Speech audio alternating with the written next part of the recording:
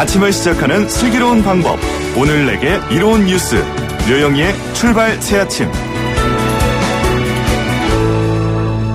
노영희의 출발 새아침 3부 많이 기다리셨죠? 지금 시작해요. 아시아나항공의 새 주인으로 현대산업개발이 낙점되었습니다. 예상을 별로 넘어서지 않았죠. 그런데 아시아나란 이름을 그대로 쓴다고 해서 또 얘기가 되고 있습니다. 참 재밌습니다. 그리고요, 요즘 여행 산업이 급속도로 성장하고 있는데요. 앞으로 어떻게 될지 봐야 될 것 같고요. 사건 와이파이, 오늘도 우리 사회를 흔들고 있는 사건 소식 준비했습니다. 오늘은 좀 안타까운 소식인데요. 어쨌든 이따가 만나보시죠. 청취자 여러분 의견 주십시오. 방송 중에 함께합니다. 짧은 문자 50원, 긴 문자 100원의 유료 문자 샵 0945, 우물정 0945로 보내주시면 되고요. 유튜브 보이는 라디오 채팅창 활짝 열려 있습니다. 잠시 후 뵙겠습니다.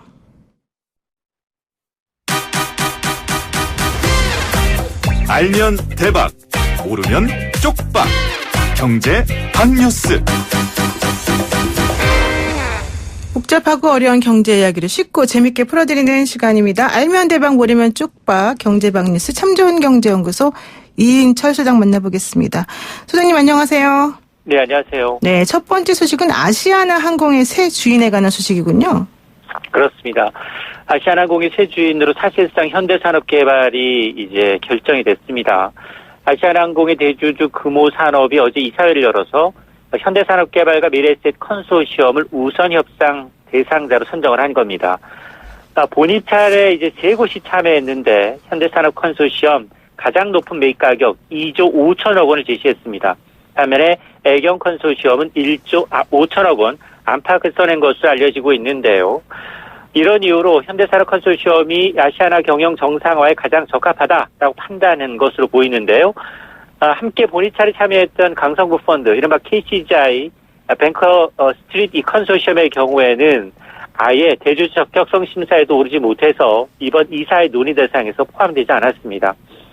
일단 현대산업 컨소시엄이 우선 협상 대상자로 선정이 되면서 아시아나항공 이제 매각 협상도 급물살을 탈 것으로 보이는데요. 금호산업과 산업은행 등 대주주는 연내 주식 매매 계약을 체결해서 매각 작업을 모두 마무리하겠다는 그 얘기입니다. 네, 그렇군요. 근데 아시아나가 사실은 부채가 많기도 하고 그래서 조금 어떨까 우려도 있었고요. 승자의 저주라는 얘기도 좀 있었는데요. 어떻게 아시아나항공이 조금 비상에 성공할 수 있을까요?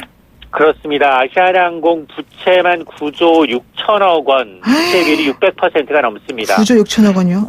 그렇습니다. 배보다 배꼽이 더 큰데요. 이런 이유로 여전히 승자의 저주를 우려하는 목소리도 만만치가 않습니다. 현대산업개발이 지금 보유한 현금성 자산은 1조 3,500억 원 수준, 10조 원에 달하는 아시아나항공 부채를 짊어져야 한다라는 점도 부담이고, 또 항공업의 특성상 빚지고 항공기를 사들이는 린스, 항공사업입니다. 이러면 현대산업개발의 경우에는 이런 항공 부분 노하우가 좀 부족하다라는 지적도 있고요. 네. 그리고 항공업이라는 게 유가 상승, 세계 경기 침체라는 악재를 만나게 되면 아시아나항공 물론이고 그룹 전체가 휘청거릴 수도 있다라는 겁니다. 하지만 정몽규 회장은 시너지를 강조하고 있는데요. 건설 산업의 리스크가 오히려 항공산업보다 더 리스크가 더 크다. 지금 건설에서 면세, 호텔, 항공으로 영역을 확대하면서 종합 그룹으로서의 입지를 다지겠다라는 겁니다. 인수가 완료되면 현대산업개발은 현재 재계순위 33위에서 단숨에 17위로 껑충 뛰어오르게 됩니다. 그러니까 정문규 회장 얘기는 아시아나항공은 재무 건전성을 확보하게 될 것이기 때문에 경쟁력과 기업 가치가 모두 높아질 것이다 이렇게 얘기를 했다는 겁니다. 그렇죠. 네. 그리고요, 이제 국세청이 이렇게 출처가 의심스러운 자금으로 고가 아파트를 구입한 탈세 혐의자 200명에 대해서 세무조사에 착수했다는 소식도 있네요. 그렇습니다. 이제 강남 4구, 마용성, 이 고가 아파트, 고액 전세 세입자들 자금 출처가 불분명한 탈세 혐의자 224명에 대해서 동시 이 국세청이 세무조사에 착수를 했습니다. 탈세 사례를 보게 되면 고작 3살인데 서울에 집 2채를 갖고 있는 A양의 경우 아버지가 준 현금으로 집 사드리고요. 또 세입자에게 돌려준 임대보증금 할아버지가 대신 막아줍니다. 이렇게 3대가 얽힌 편법 증여가 적발된 건데요. 특히 수입이 적은 20, 30대가 부모의 도움으로 고가의 주택을 산 경우가 많았습니다. 세무조사 대상 가운데 30세 이하가 165명, 전체 74%를 차지했고요. 미성년자도 6명이나 됐습니다. 이번 세무조사는 이제 집값 과열을 좀 자시하지 않겠다. 불법 편법 증여 차단하겠다는 정부의 의지인데요. 정부는 지난달부터 관계기관 합동으로 탈세 의심이 가는 이 부동산 거래를 집중적으로 살펴보고 있어서 세무조사 대상은 더 늘어날 것으로 보입니다. 네, 3살짜리가 아파트 2채를 소유했다. 참 꿈 같은 얘기입니다. 그리고 마지막 소식은 뭡니까? 네, 정부가 규제 없이 혁신 기술을 개발할 수 있는 규제 자유특구를 추가로 지정했습니다. 지난 7월에 1차로 7곳 지정에 이어서 이번에 2차로 7곳이 추가됐는데요. 이번엔 주로 미래형 자동차와 관련된 산업이 주류를 이뤘습니다. 우선 이제 수소연료 전기 기술 기술한 수소그린 모빌리티는 울산이, 또 전기차 충전 서비스 개발은 제주도가, 또 전북은 친환경 자동차가, 또 경남은 무인 선박 기술이, 광주는 무인 저속 특장차 개발이 특구로 선정된 이유인데요. 이번에 선정된 7곳은 혁신 기술을 연구 개발하는 기업, 대학, 자금 지원은 물론이고 세제 혜택까지 받으실 수가 있습니다. 이번 지정 특구로 정부는 1조 9천억 원의 경제 효과, 한 2천여 명이 넘는 고용 창출 효과를 기대를 하고 있습니다. 네, 오늘 말씀 여기까지 듣겠습니다. 고맙습니다. 네, 감사합니다. 네, 지금까지 참 좋은 경제연구소의 이인철 소장이었습니다.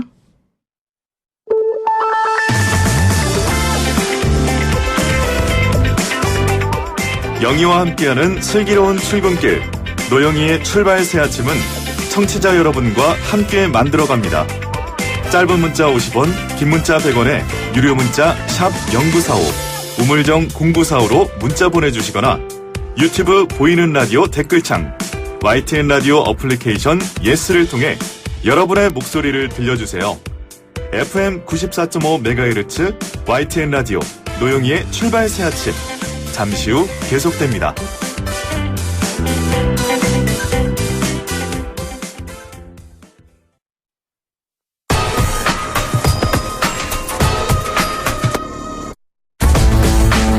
백기정 2호선의 사건 와이파일.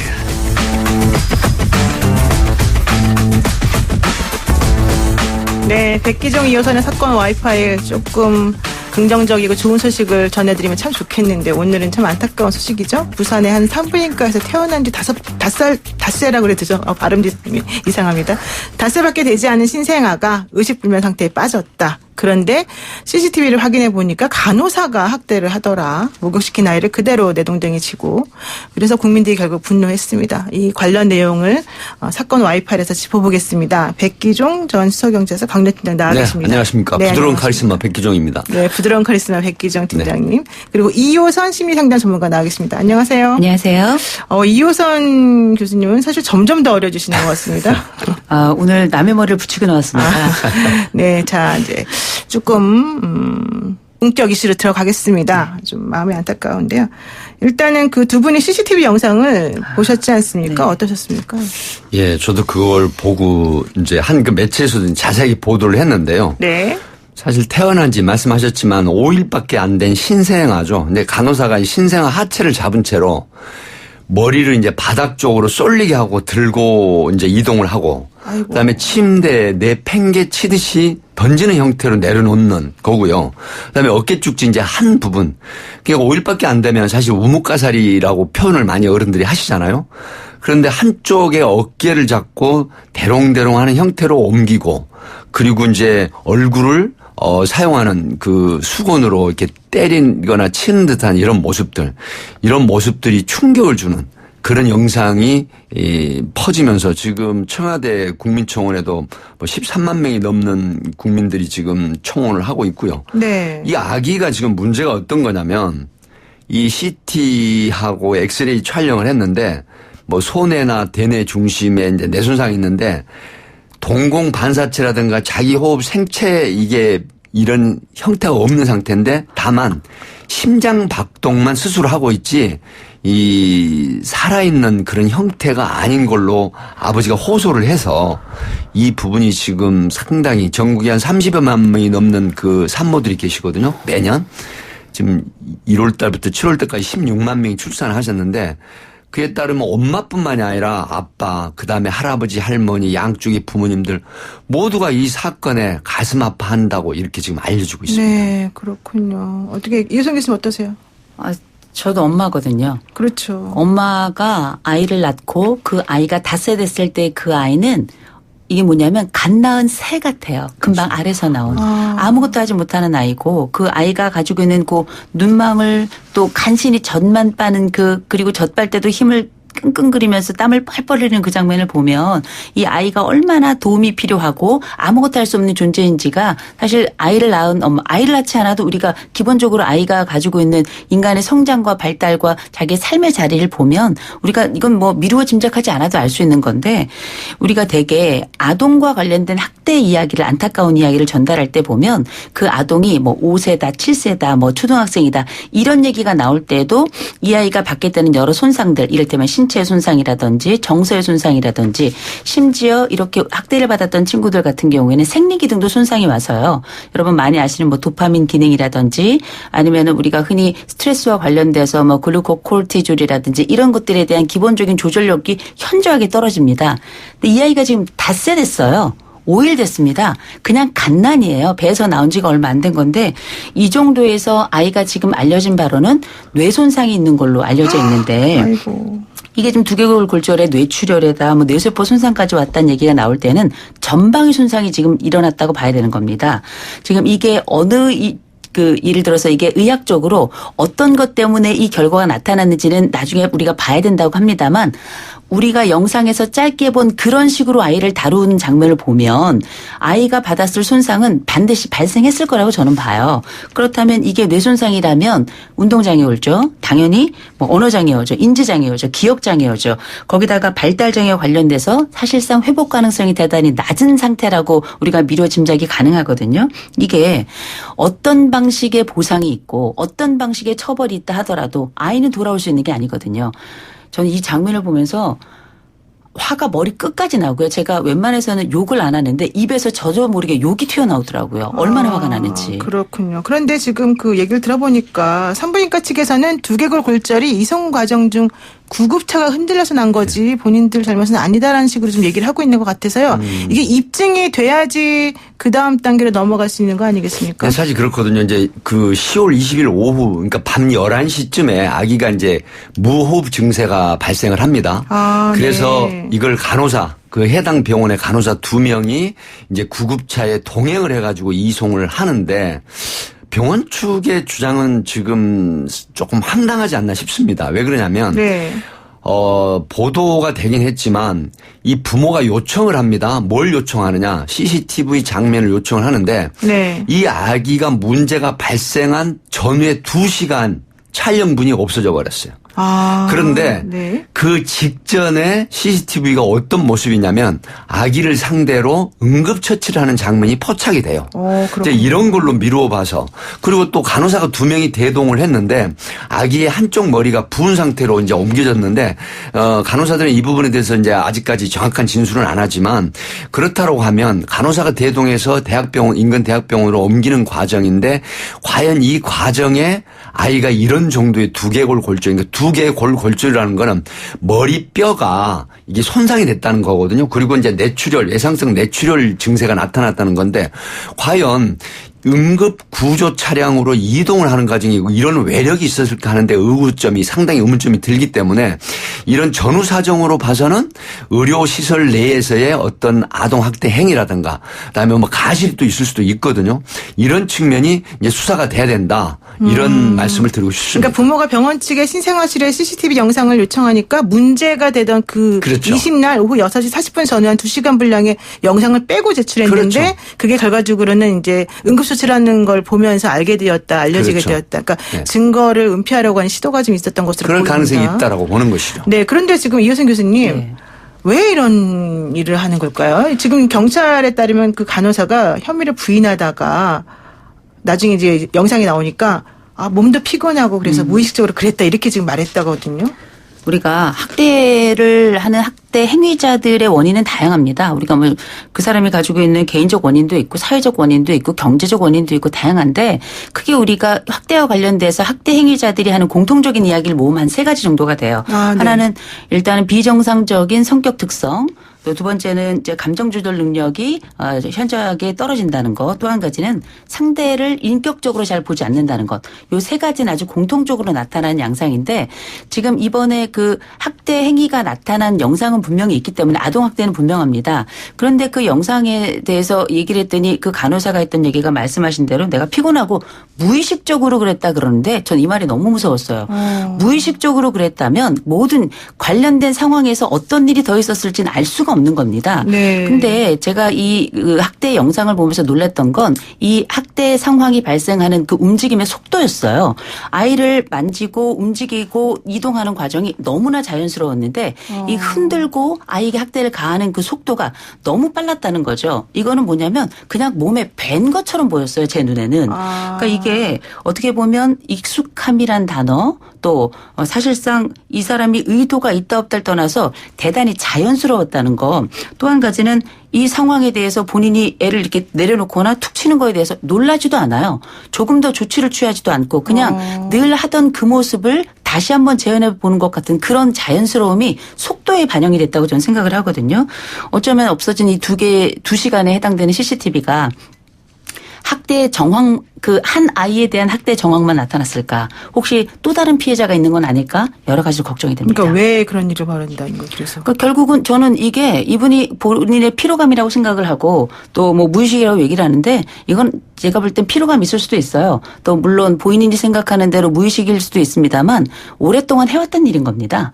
저는 반복적인 일이고 그게 어떤 개인의 성격적인 특성인지 아닌지 만나봐야 알 거예요. 그러나 분명한 건 이 행위는 일회성으로 발생했던 행위라고 보기에는 대단히 어렵다는 거죠. 네, 그렇군요. 그런 말씀 듣고 보니까 더 사실은 걱정이 많이 되는데 백기정 팀장님 사실 이런 식의 신생아 관련된 사고가 예전에도 좀 있지 않았습니까? 그 보도가 안 된 부분인데 지금 많거든요. 사실 최근입니다. 많아요. 10월 29일 날 오후에도 한 지방의 그 주택가, 그러니까 이 산후도우미라고 보통 하죠. 근데 여기에 지금 타이틀이 어떤 거냐면은 자거라 이놈의 땡땡 왜 못 자냐 이제 이러면서 아기한테. 네 아기한테 이게 아기도 이제 25일밖에 안 된 아기였거든요. 이제 이러면서 그 누워있는 아기를 양 옆으로 심하게 흔들어 버리거나 그다음에 엉덩이를 손으로 때리거나 그리고 이제 손으로 들어서 아무렇지 않게 침대에 내동댕이 쳐버리는 이런 형태란 말이죠. 앞에서 제가 말씀드린 그 간호사분하고 좀 비슷한 형태예요.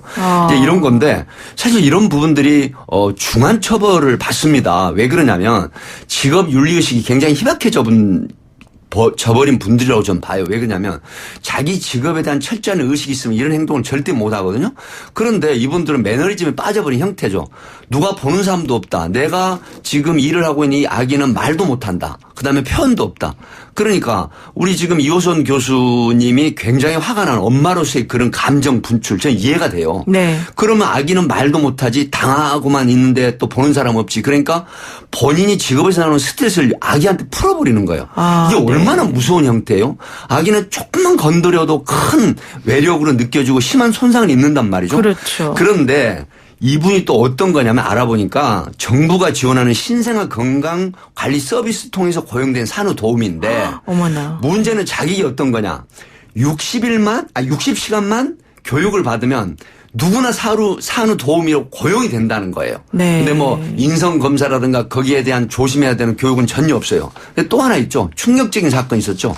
2016년도에 어느 병원이라고 정확하게 말씀을 안 드리겠습니다만은 그 경기도 모 시에 있는 병원에서 인큐베이터에서 아기를 조기 출산합니다. 근데 40대 산모가 이 어렵게 해가지고 시험관 아기를 출산을 해요. 네. 제왕절개로. 네. 근데 이게 이제 이동을 할 때 이런 미숙아는 인큐베이터로 이동을 하게 돼 있어요. 그렇죠. 이거는 법에. 그런데 이 아기를 레지던트 의사가 그냥 손으로 들고 이동하다 같이 넘어져 버립니다. 근데 아기가 사망을 했어요. 두개골골절 뇌출혈로 사망을 했는데 어떻게 했느냐. 3년 동안 외인사가 아닌 병사로 해가지고 부검도 안 하고 바로 화장을 해버렸어요. 근데 이게 3년 만에 내부 고발로 해서 결국 의료진이 입건이 되고 2명의 의사가 구속이 되는 사건이 있었죠. 이게 지금 이런 부분들이 과연 어떤 시설의 열악성 그다음에 내부의 어떤 그 은폐하는 시도 조직적인 은폐 정황 이런 부분들. 그래서 지금 최근에 어떤 게 문제가 됐습니까? 우리 노영희 변호사님이나 이호선 교수님 아시겠지만은 국회 법이 계류가 됐었지만 강력한 반대 부딪힌 게 어떤 법이냐. 의료시설 내에 CCTV 부착. 그렇죠. 이게 지금 의료인들이 발벗고 나서서 반대를 했단 말이죠. 제가 이런 토크를 하면 또 의료계에서는 어떻게 저를 또 비판을 하실 수도 있지만 사실 객관적으로 수사 경험칙상 보면요. 의료시설 내에 CCTV는 반드시 의료인의 인권 침해가 아니라 여러 가지 형태의 인권 신장 측면에서 설치가 돼야 된다. 네. 이렇게 보는 시각이 훨씬 우세해야 되거든요. 네. 그래서 이런 부분들이 방지가 될 수 있는 건 바로 의료시설 내에 CCTV라든가 그다음에 어떤 그 직업적인 윤리의식이 확고해야 되는데 매너리즘에 빠져버린 상태에서 이런 행위가 반복이 된다라고 하는 것이죠. 네. 이게 저는 CCTV 저도 사실 찬성하는 입장이기도 하고 또 직업인의 어떤 윤리의식이 굉장히 중요한데요. 저는 이 신생아들 대상으로 하고 또 이 약자에 대한 아동학대를 하는 경우가 진짜 나쁘다고 보는 이유는 이게 인간적으로 기본적으로 측은지심이 없는 거예요. 기본적으로 왜 측은지심을 제 표현을 하자면 참아할 수 없는 그 짓이거든요. 이 인간으로서 참아할 수 없는 그 일을 기꺼이 하는 겁니다. 이게 감각적으로 무조건 어떤 윤리적으로 필요함이 있건 이거는 어떤 내가 가진 일의 측면이 아니라 인간으로서 가져야 될 기본적 기저선을 완전히 그냥 무너뜨려 버리는 거예요. 그러니까 이게 지금 특별히 이게 의료기관에서 일어났다는 거는 저는 굉장히 좀 관심 있게 봐야 될 부분이라고 생각하는 게 출산을 하고 났을 때 이 의료기관에서 아이를 돌보는 과정은 이 출산 이후에 처음으로 물리적인 경험을 하는 첫 단계입니다. 출산 이후에. 그렇기 때문에 향후 내가 과연 이 아이와 함께 안전하게 살아갈 것인가에 대한 또 안전한 진료를 받을 것인가에 대한 앞으로의 전망도 그 안에 들어있는 거고요. 실제 내가 내 보이지 않는 상황에서 말할 수 없는 모든 조건들 우리가 예를 들어서 수술을 할 수도 있는 거고요. 우리가 어떤 코마 상태에 들어가 있을 수도 있을 텐데 그 상황에 내가 믿고 신뢰할 수 있을 만한 의료기관은 어딜까? 누구를 믿고 가야 될 것인가에 대한 아주 넓은 측면에서 인간적인 측면부터 이후에 돌봄의 측면까지 굉장히 다양한 면을 좀 담고 있다고 생각하거든요. 그러니까 이게 저는 그 장면을 보면서 충격적이기도 했지만 어디까지가 사람인가 이런 생각을 하게 되더라고요. 네, 그렇군요. 근데 정말 말씀 듣다 보니까 참 안타깝기도 하고 분노도 사실은 생기고 좀 여러 가지 만감이 교차하는데 또 한편으로는 이런 얘기가 있어요. 그 CCTV 영상이 이제 공개가 되고 나니까 해당 장면이 계속해서 방송을 통해서 막 반복이 되지 않습니까? 그러니까 이 너무 자극적인 거 아니냐. 이거 보면서 우리 국민들이 또 어떻게 느낄 것인가 이런 얘기도 좀 사실 하는 분들이 있거든요. 저는 얼마 전에 우리 스포츠 평론가 최동호 평론가님 나오셔가지고 어떤 얘기를 했냐면 그 손흥민 선수의 백태클과 관련해서 BBC의 그 팟캐스트 품격에 대해서 이야기를 한 적이 있었어요. 네. 저희가 그걸 들으면서 정말 참 좋았는데 그게 우리가 런던에서 그 폭탄 테러가 발생했을 때에도 실제 취재진들이 그 안에 들어갈 수 없었던 것처럼 사실 이렇게 반복적으로 폭력적인 장면이 계속 반복이 되면 무슨 일이 벌어지냐면 심리적으로 사회가 제공하는 폭력의 허용치 자체가 낮아져 버려요. 네. 그러면서 심리적 기저선이 낮아지기 때문에 우리가 그 정도에는 놀라지도 않게 되는 상황이 생겨서 우리가 알고 있는 사회적 도덕성의 울타리가 낮아지게 되는 겁니다. 이건 대단히 중요한 과정이고요. 또 하나는 우리가 이런 장면을 반복적으로 보게 되면 그게 남의 일이 아니고요. 그 비슷한 상황이 되면 나도 제일 먼저 그 행동을 하게 돼요. 네. 나도 모르는 반복적 학습이 나의 학습으로 이어진다는 거 대단히 중요하고 네. 이런 심리적인 두려움이나 혹은 우리가 지켜야 될 기본적인 기저선에 대해서 이런 역치 자체가 달라지기 때문에 이건 언론도 조심해야 될 부분이고 어른들이 상당히 아이들과 함께 보는 장면에서도 아이들의 눈을 감겨야 되는 장면이라고 좀 봅니다. 그러니까는 보는 사람들도 사실은 트라우마가 생길 수가 그렇죠. 있다는 얘기네요. 자, 그러면은 백기정 팀장님, 이런 일이 이제 벌어지지 않도록 하려면 어떻게 해야 되는지 또 이 사건 앞으로 어떻게 진행될 것인지 좀 설명 좀 해주시죠. 말씀드리면요. 예. 이 사건은 전체적으로 뭐 디지털 포렌식 기법으로 해가지고 없어진 2시간의 그 CCTV 요거는 아마 반드시 밝혀질 걸로 그렇게 예상을 합니다. 그리고 이제 그 병원 수술실이라든가 의료수실의 CCTV라는 부분이 사실은 지금 일부 비치가 돼 있지만 또 요소에 비치가 되지 않는 부분이 있지 않습니까? 네. 이런 부분을 확장을 하자라는 측면을 지금 반대를 하고 있는 분들이 많은데 사실은 어떻게 보면은 이 인지 능력이 없는 정말 아이들, 그 아기들이죠. 아이가 아기들이죠. 이런 아기들을 어떤 내부에서 문제가 있을 때 은폐를 해버리거나 조직적으로. 지금 그 제가 앞에서 말씀드린 것도 내부 고발이어서 3년 만에 밝혀진 거거든요. 그러니까 이걸 외인사가 아닌 병사로 화장까지 그 부검단하고 화장까지 해버리는 은폐가 돼버린 형태인데 사실 이 아기들의 그 어떤 사고는 굉장히 수사하기가 어렵습니다. 그렇죠. 표현 능력이 네. 없죠. 그리고 그 저항력이나 어떤 그 균형력 이게 굉장히 약해요.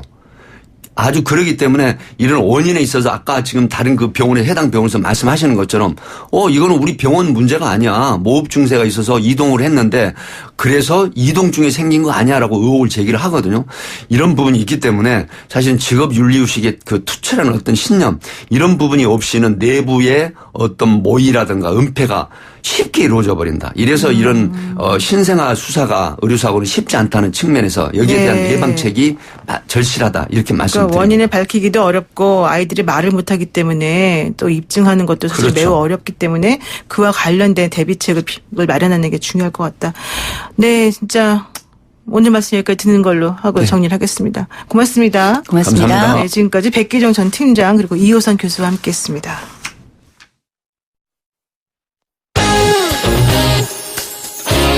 뉴스 탐구생활 즐거운 스포츠.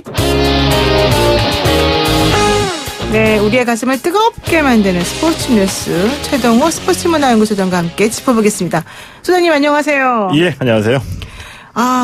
제가 스포츠 잘 모르지만은 그래도 예. 소장님하고 만나면은 참 알기 쉽게 설명을 잘 해주셔서 정말? 네, 정말요. 그런가요? 그래서 관심이 많이 생겨나고 참 좋습니다. 오늘 키워드는 또 뭘까 궁금하기도 하고요. 뭡니까 오늘 오늘은? 키워드요. 대만 쇼크입니다. 대만 쇼크요? 이게 뭐죠? 예.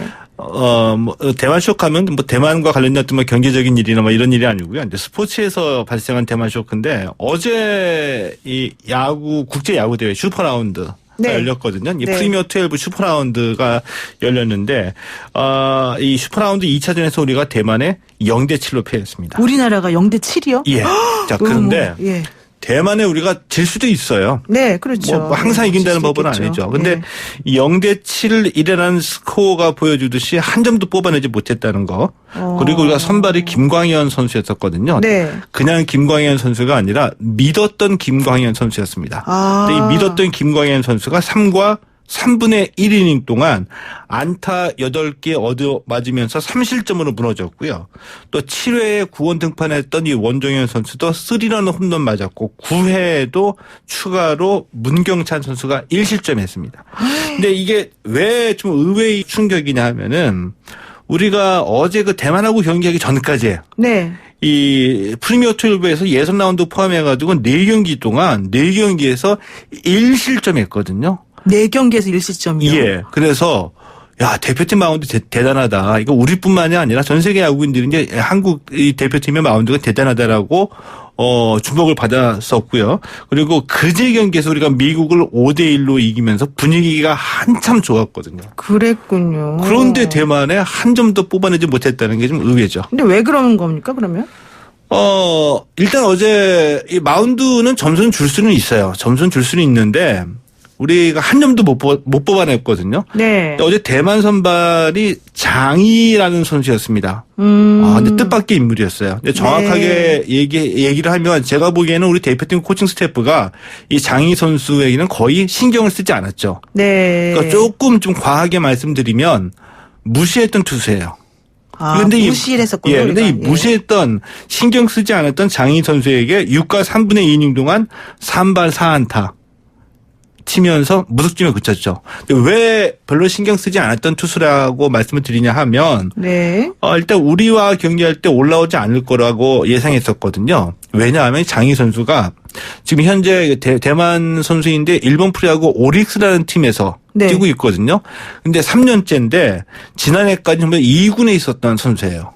올해 5월에 1군으로 올라온 그러니까 유망주 정도 되는 그런 평가를 받았던 그런 선수였었거든요. 네. 그리고 올해 1군에 올라와가지고 올 시즌에 8경기에서 2승 4패, 평균 자책점 5.93입니다. 투수로서는 그렇게 눈에 띄는 기록이 아니었거든요. 네. 그래서 우리가 봤을 때 이 수치로만 보고서는 이 선수는 우리가 충분히 공략할 수 있는 투수이다라고 거의 신경 쓰지 않았던 투수에게 우리 타자들이 농락을 당했죠.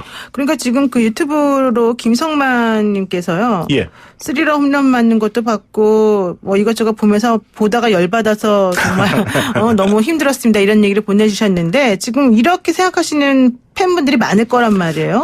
왜냐하면은요. 네.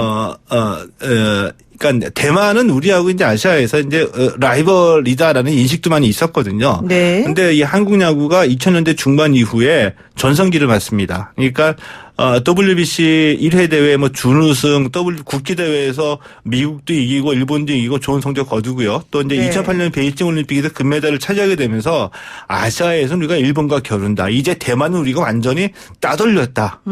라고 이제 대만을 우리가 이제 한 수 아래로 보기 시작했거든요. 네, 네. 그런 대만에게 이제 패했기 때문에 더군다나 너무 무기력하게 졌기 때문에 이제 그런 쇼크가 온 건데 이 지난해 자카르타 팔렘방 아시안 게임에서 우리가 대만에 1대2로 졌었거든요. 네. 그때 이제 좀 놀라웠던 게 대만의 투수가 프로 선수가 아니라 우리가 흔히 얘기하는 실업인 야구 투수였습니다. 물론 이제 중고등학교든 전문적인 야구 선수 생활을 한 선수이긴 하지만 네. 그때 이때 패하면서 우리 선수들 정신력에 뭐 문제가 있다. 아시안 게임에서는 금메달이 따놓은 당상이니까 너무 놀러 갔다 그래가지고 아시안 게임에 병역 특례 그렇죠. 논란이 일었던 촉발이 됐었거든요. 이때도 대만에 패했는데 이제 대만의 2연패를 당하게 된 거죠. 그러니까는 원래는 우리랑 대만이 라이벌 관계였는데 2000년대 중반 이후부터는 우리가 조금 더 잘하니까 예. 우리가 대만보다는 더 잘한다 이런 한 수 생각을 가지고 아래로 보기 있었는데 시작했죠 대만은. 막 2년 연속으로 지금 이렇게 패배를 맞습니다. 하고 특히 올해는 0대7이라고 하는 치욕적인 그런 패배를 하게 되니까는 좀 충격을 받은 거다. 예. 이렇게 되네요. 근데 이게 프리미어 12가 내년 도쿄올림픽 출전권하고 연결되어 있는 거 아닙니까? 그래서 좀 중요한 경기이기도 하죠. 네. 내년에 도쿄에서 이제 올림픽이 열리죠. 근데 야구는 우리나라는 인기가 있잖아요. 네. 야구. 그러니까 올림픽에서 중요한 종목일 것 같은 생각이 들거든요. 그렇죠. 자, 그런데 2008년에 베이징 올림픽 때 야구가 정식 조명이었고요. 그 이후 2012년, 2016년 때 야구가 빠졌습니다. 올림픽에서. 네. 왜 빠졌냐? 네. 인기가 없다. 곰곰이 생각해보면 알 수 있어요. 야구가 인기인 나라, 야구를 열심히 하는 나라, 미국, 중남미, 아시아에서는 한국, 일본, 대만. 그러고는 없습니다. 그러니까 뭐 예. 뻔하다 이렇게 보이는 거예요? 예. 그래서 이 아시아 오세아니아 주에서는 일본은 이제 개최국이니까 당연히 출전을 하고 네.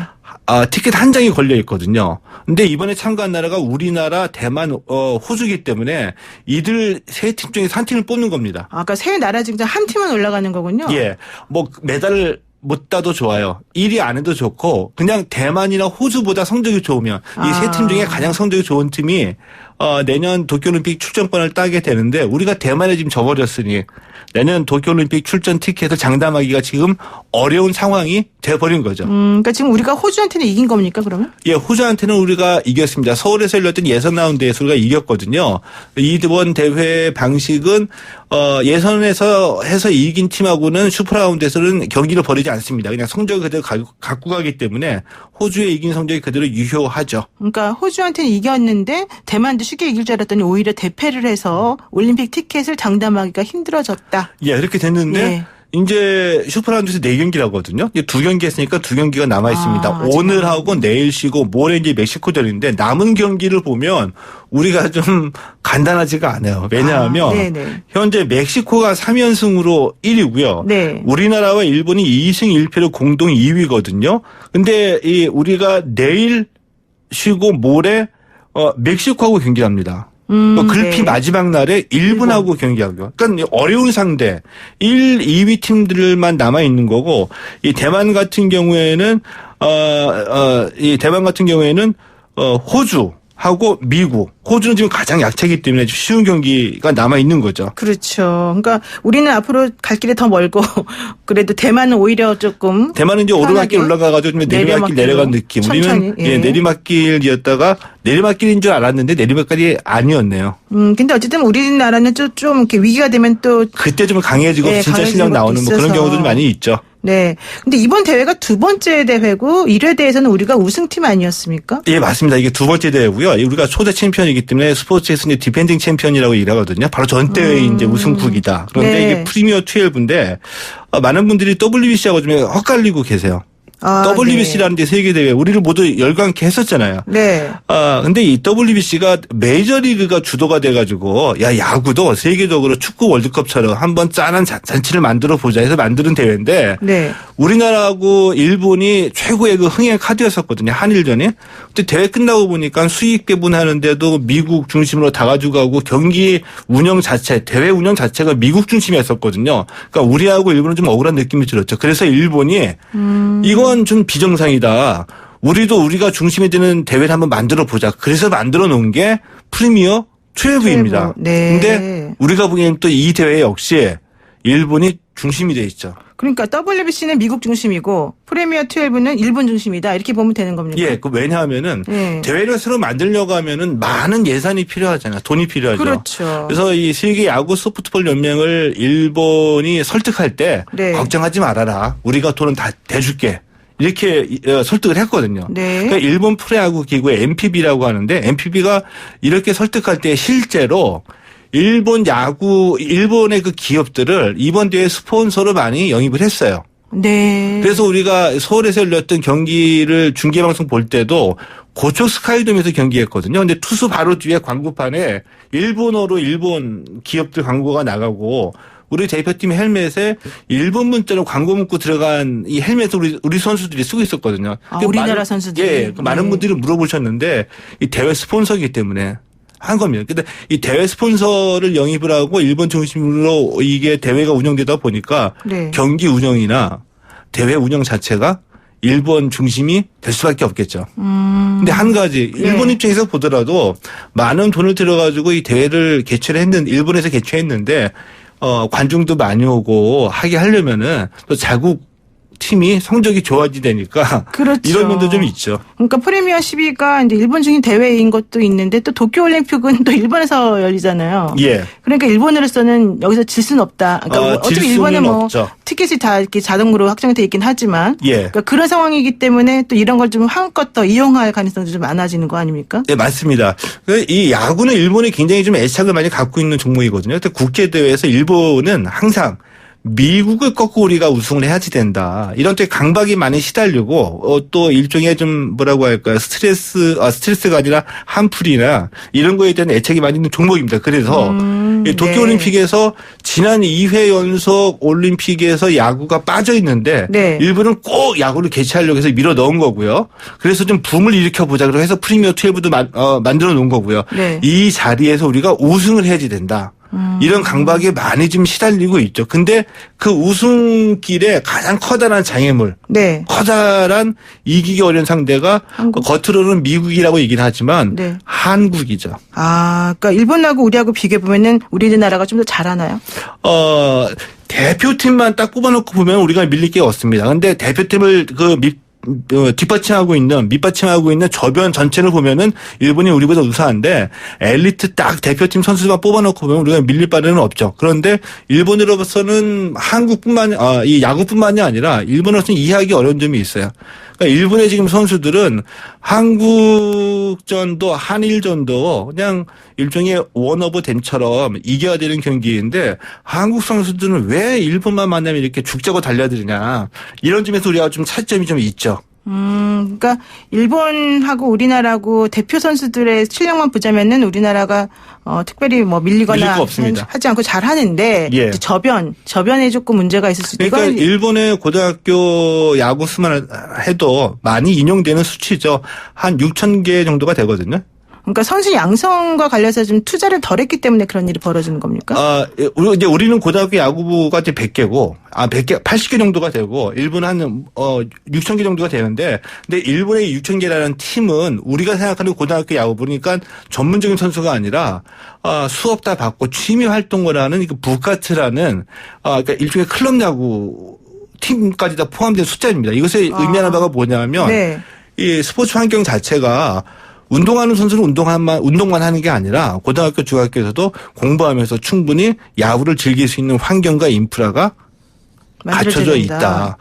그리고 나중에 오랜 기간 동안 그 자료를 분석해 보니까 일본에서는 공부 잘하는 학교가 야구도 잘하더라. 아, 그래요? 이런 결과가 나와 있어요. 근데 그 야구하는 선수들이 꼭 야구를 전문으로 하는 이 전문 선수가 또 아닌 경우에도 역시 이제 공부 잘하는 학교가 운동도 잘하더라. 이런 결과가 있죠. 그러면은 사실 조금 우리나라는 그동안 사실 야구에 대해서 또 좋아하시는 분들도 상당히 많고 예. 나름대로 투자도 많이 했다고 생각했는데 또 현실적으로 따져보면 또 그런 것도 아닌가 보네요. 그러니까 우리 스포츠의 가장 큰 약점이나 문제점 중에 하나가 이 저변이 취약하죠. 약하다. 저변이 취약한데 엘리트 스포츠 중심으로 해오다 보니 물론 이제 여기에 대한 우리가 좀 반성이 있고 이거를 극복해 나가려고 하는 와중이기도 한데 그러니까 우리는 야구뿐만이 아니라 어느 종목이든지 간에 특출난 몇몇 선수에게만 의지를 많이 하죠. 그래서 이 선수들이 국제대회, 올림픽이나 세계선수권대회 나가서 좋은 컨디션에서 좋은 플레이를 보여주면 성적이 좋은 건데 네. 이 의지했던 몇몇의 선수들이 부진하거나 부상당해서 빠지게 되면 네. 성적이 급전, 직하하는 경우가 많이 있죠. 자, 그럼 마지막으로 이제 예. 우리나라 선수들에게 한 말씀 하신다면 어떻게 하시겠습니까? 긍정적으로 봐서 이제 극적인 무대가 마련이 된 겁니다. 미국전 이겨서 분위기 좋았고 대만전 피해서 분위기가 떨어져서 이제 어려운 상황이 돼버렸는데 이런 분위기 속에서 또 마지막에 결국엔 승리를 해놔야지 온 국민의 관심을 또 받고 응원도 받게 되겠죠. 여태까지 우리 대표팀이 이런 저력을 보여줬거든요. 네. 이번 대표팀도 믿습니다. 그러니까 조금 정신 무장을 좀 더 강하게 하고 그동안 조금 회의했던 거를 좀 이렇게 조이고 이래야 되는 게 필요하겠죠? 뭐 어제 대만 졌다고 꼭 뭐 정신력이 그건 헤어졌다라고 아니군요. 보기는 힘든데 네. 좀 더 집중력 발휘했으면 좋겠습니다. 네, 집중력 발휘하자. 좋습니다. 오늘 말씀 여기까지 듣겠습니다. 고맙습니다. 네, 고맙습니다. 네, 지금까지 최동호 스포츠문화연구소 소장과 함께했습니다. 네, 아프리카 돼지열병 사태로 대규모 살처분을 진행한 연천, 이른바 처분이라는 걸 하긴 했는데 감당하지 못해서 결국 하천이 붉게 물들었다는 소식을 오늘 전해드렸습니다. 사람이 풍족하게 먹기 위해서 돼지들이 공장 같은 시설에서 그야말로 생산이 되고 있는 상황인데 이렇게 전염병이 돌면서 그 생명들을 우리가 처리할 수밖에 없는 현실이 되었네요. 참말로 안타깝습니다. 7681 쓰시는 우리 애청자분께서 돼지를 어떻게 해야 될까요? 지하에 묻으면 치아가 오염될 텐데요. 이렇게 문자 주셨네요. 정말 우리 앞으로 어떻게 될지 같이 고민해 봐야 되겠습니다. 노영의 출발새 아침 내일 아침 7시 15분에 변함없이 슬기로운 내용으로 찾아뵙겠습니다. 고맙습니다.